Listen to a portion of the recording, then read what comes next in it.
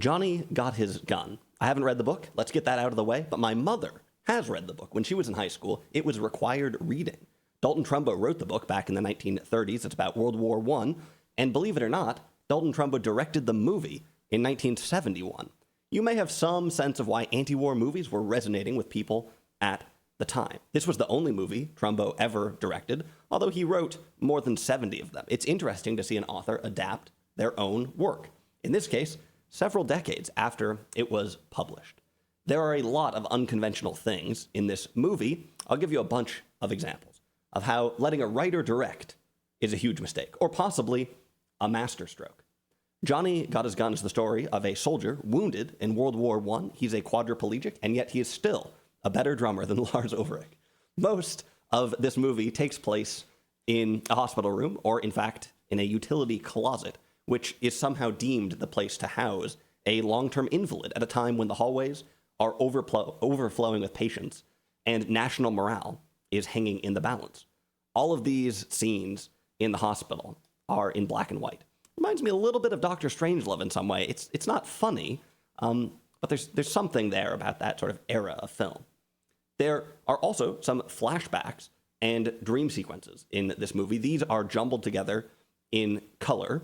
The memories are maybe a little more saturated. The color looks a little bit different in the memories than in the dream sequences.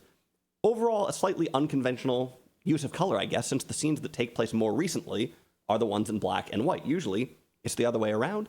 The color scenes are also where we encounter some more well-known actors, such as Donald Sutherland, who plays Jesus, and Jason Robards, who plays Henry Fonda, playing Joe's dad. Oh, did I mention? This movie is about a guy named Joe. Who is Johnny?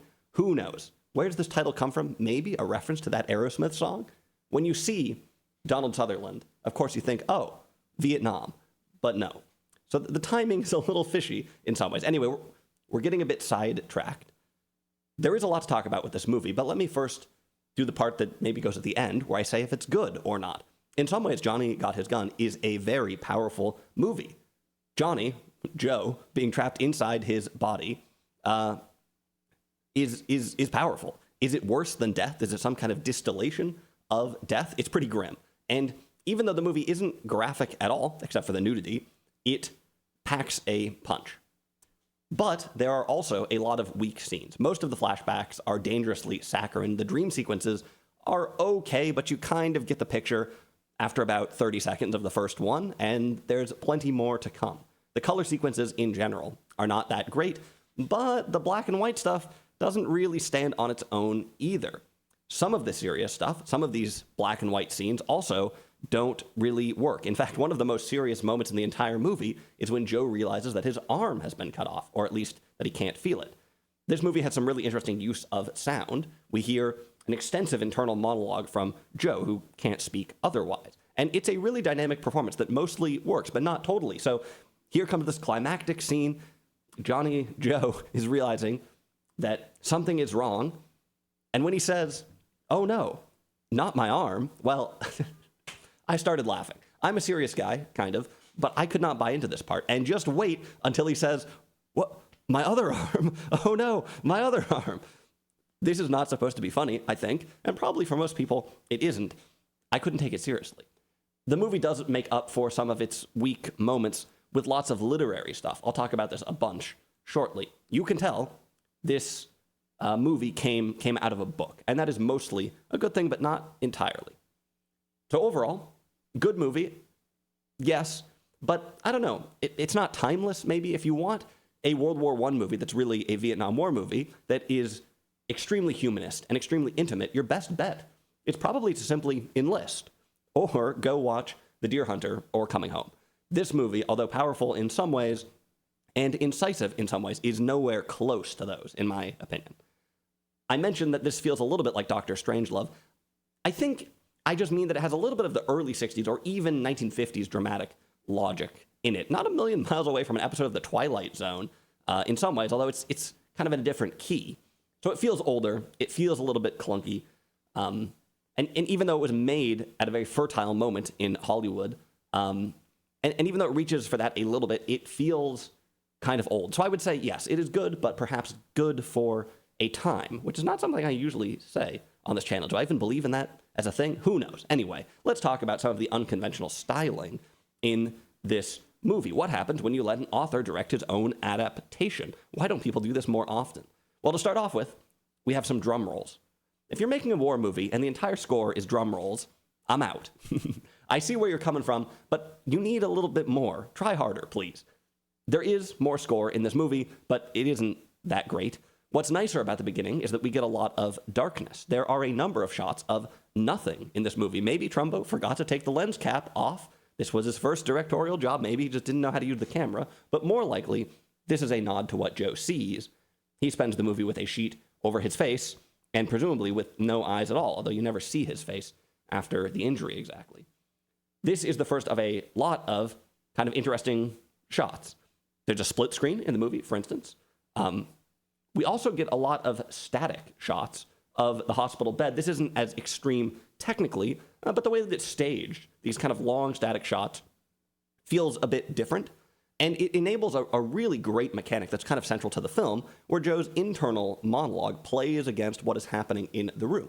He says, I feel a big vibration on the floor. A man must have entered the room.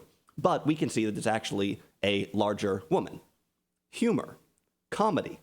Internally, there's moments where he screams at the top of his lungs, trying to communicate with the nurse in any way possible, begging her to notice him or to do something. While we see her, while he's doing that, preparing a syringe to sedate him. Drama, suspense. This mechanic works really well. Maybe we're skipping ahead a little bit, though, because, of course, one of the big questions of the movie is how you're even going to tell a story at all about this guy who can't move or talk. He spends most of the movie covered in a sheet. How are we going to make a movie like this? There are a number of films that have big constraints in them, that are defined by big constraints, in fact, like Rear Window, Rope. And there is usually this interesting double thing going on where you wonder, how will the character deal with the situation? But also, how will the movie deal with the situation? How will the movie function given all these constraints? Here, the answer to both of these things is mainly internal monologue, as I've pointed to a few times. And this is pretty extreme at points. Joe screams in silence, and sometimes he does this while people in the room are talking, and all of the audio is jumbled together and mixed in a very interesting way. Not something that you see or hear very often. And it's almost too much at times. It's almost a little hard to follow, but it works. I think it's cool. So, like I said, there's some interesting style, some things that maybe a more traditional, conventional director would not do, although interestingly, Dalton Trumbo, he wrote a lot of movies that were made into sort of traditional films, but he had some cool stuff on his mind when he got behind the camera. Anyway, that's not the only hint that this guy is an author. There are also a lot of kind of little moments in this movie that would probably be edited out of a more traditional Hollywood film, but were pulled out of the book because they felt significant. I'm speculating, but I think you'll see what I mean. For instance, one of the first flashbacks shows Joe very awkwardly going to bed with his proto-girlfriend before being deployed. He's the one who's going to be deployed, to be clear. She's really skittish about nudity. He doesn't know what to do. One very interesting detail is that after putting on her robe, this girl goes to the living room to get a vase of flowers. We should have flowers, she says. What an interesting little comment on American sexuality in the 1910s. And actually, there's a slightly bigger theme here throughout the film. When the doctors are first examining Joe, for instance, they talk about how soldiers always go into the fetal position to protect their genitals. This doesn't really need to be in the movie at all, but it is a pretty apt look at the sort of pet theories that these doctors brew on the side while doing their work. There's actually sexual undertones in many parts of this movie. I'm not sure they really add up to anything. Maybe it was just the vibe of the time. What I was trying to talk about here, though, is how there's all these asides from the book that make it into the movie. In a book, you have all the time in the world. You can describe how a girl checks that her bun is tied tightly before taking off her robe. Hey, that's in the movie, although it might not make it through most adaptations. These little things they're pretty noticeable, and we have a literary feel. Now, overall, do they add up to a lot? Maybe. There are also some more general themes. I guess I just touched on one. First and foremost, this is an anti-war movie, of course. I think what is a little more interesting than that, a little more subtle than that, is seeing how medical technology is conceptualized, seeing how the doctors are portrayed, and seeing how the whole thing, the war and the treatment, is part of some project of modernity. World War I as a project of modernity, and the World War I hospitals as part of modernity. I don't have a lot more words to explain that, but the movie's kind of about that in some ways, which is interesting.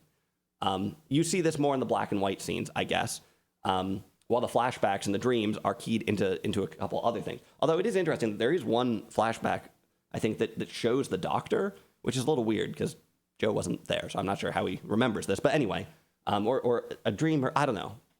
That doesn't quite add up. Like I said, the themes when you go to the color scenes are a little bit different. And at first, I actually wasn't exactly sure what the point of any of these color pieces is. The morning after we get this scene with the robe and the hair and the vase, we see Joe symbolically setting off, being deployed. He's hopping on a train to go to war. A lot of these historical moments, they don't seem historically rigorous in some ways. They seem just a little cheap or something, but they're supposed to be memories, so maybe that is okay. Either way, he's setting off, but the movie, I don't know. His girlfriend is begging him, please don't go, and he hasn't been drafted yet. And I didn't really buy into this scene. I thought, well, why is he going? What's the point? I was kind of skeptical of the movie at this stage, but I actually think that this scene and this question, why did he go, is kind of the fulcrum of all the color stuff. It's kind of the fulcrum of all the memories and all the fantasies, which slowly explore exactly why somebody would enlist. We see the church, we see the father, we see youthful dreams, wartime life at the bakery. We don't really get to the bottom of things. It doesn't shove it in your face, at least. So maybe it's a light touch, or maybe it's a little vague. Either way, it doesn't totally give us the answer, but it does speak towards this question of, well, why did he feel like he had to leave in the first place? And of course, he, in this bed, unable to move or speak, has to sort of rehash and relive so many of these ideas and kind of reevaluate these things. Of course, through all of the flashbacks, there are enough sort of authorial observations to kind of pull you through this this stuff. I do have a couple things to complain about here. There are a couple moments in the flashback scenes, not in the dreams, but in the flashbacks, where we see something happening without Joe being present. Okay, I touched on this already with the doctor, but there's also a moment when he walks. This is definitely a flashback, and he's at the scene with his father. He walks away from his father, and the camera lingers on Dad to catch this wizened statement about life. Joe wasn't there. How does he remember this? More significantly, actually, is probably the fact that everything preceding in this scene is terrible. Well, I didn't like it that much. It's pretty weak. There is some good stuff with the father. I like how that plot line is kind of wrapped up. It surprises you a little bit. They set up your expectations a little bit. I won't tell you exactly how, but they do a good job of sort of setting up your expectations and then slightly going the other way with them. Generally, though, that role is not very well written, and even though Jason Robards has the look of sort of dad, most of the scenes he's in are bad. While we're on the topic of complaining about things, there's a scene where we were in the trenches, and there's a couple of shots stitched together here that don't match at all. Like, the exposure is completely different for the reverse shot or something like this. Fairly obvious error, surprising to see it in a movie like this. So yes, there are some weak points, be it just like weird small technical things or just sort of unrigorous things, be it the kind of loose nature of the flashbacks, which don't really feel very historical in some ways. Maybe that's okay. The dream sequences are something, but they're not that ambitious. Apparently Buñuel helped to write some of the scenes with Jesus in it. They're not very extreme. So there's something to that, but the dynamic of the dream sequences, like I said, maybe the first 30 seconds of it is kind of interesting when you're figuring out oh, is this a flashback? What's going on here?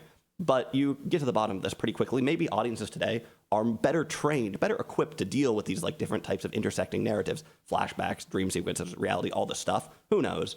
But those get old kind of quickly. They're not as ambitious as they could be. They're not as incisive as they could be. But there are some really powerful scenes here. There's no way of getting around that. This is a moving film, I think. Joe's condition is stirring. Maybe that's not the right word, but it is a moving film. Maybe that's not quite the right word, but it is a very impactful film. one thing that's interesting is to see, one thing that's beautiful, really, is to see how the different nurses approach caring for him. I mentioned earlier that we have some of these longer shots of the hospital bed and this utility room that he's parked in. And sometimes in these longer shots, you can catch a nurse in the background looking at him, observing and looking uncertainty. You know that uncertainty is one of my favorite things in film and in life. And there is quite a bit of uncertainty in this movie. People wondering if this man is really there. Of course, there are also some moral dilemmas in this movie and some philosophical questions about what it means to be alive, what it means to care for someone, what medicine is all about. Most of the possible subtlety here is sacrificed at the end, I think, to make a statement about war, which is okay. But they could have gone a little bit farther with some of these things. Nonetheless, an absolutely beautiful and impactful movie in some ways, but a pretty uneven movie in other ways. So that's Johnny Got His Gun. Yeah. See you next week.